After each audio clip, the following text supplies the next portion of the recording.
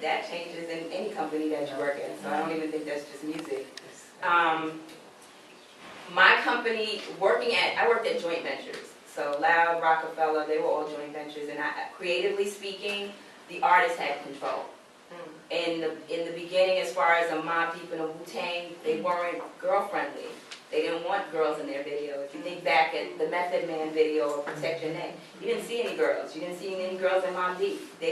Girls were not good for us. They were taboo, and me as a marketing person, that was my strategy on our second record. Why were they taboo?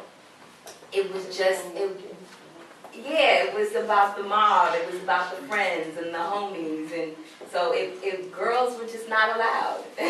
Our first girl video that Ralph shot actually was Ice Cream, the Wu-Tang.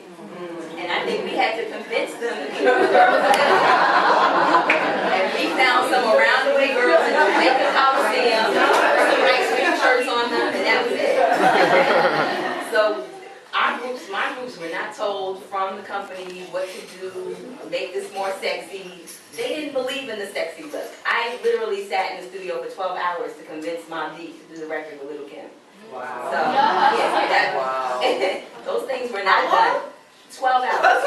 From 6 p.m. to 6 a.m. Wow. 12 hours. And Little Kim was hot then. Yeah, right. And that was a hit record and everything. Yeah. And it was convincing them. I didn't have radio records. Our first radio record was Big Pun. Again, you didn't see, he might have been the first one that had a little bit more women, but it really wasn't there.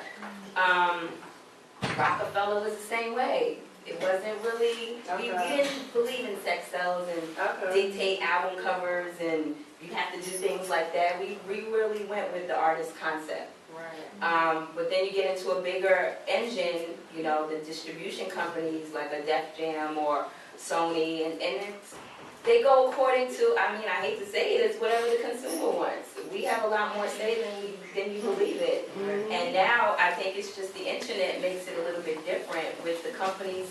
We're losing our companies, we're losing the distribution companies that are putting out the records, and with that you're losing jobs, and so you don't have a full staff marketing team. And when artists get signed to labels these days, they want you to come in with a package already. And Nicki Minaj works because she's a package. You know, it's the shock value that she brings or whatever. You know, it might not even really be the music. But the internet brought that about.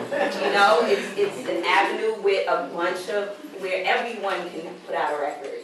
So that may be, as good as it may be what's taking the music away also.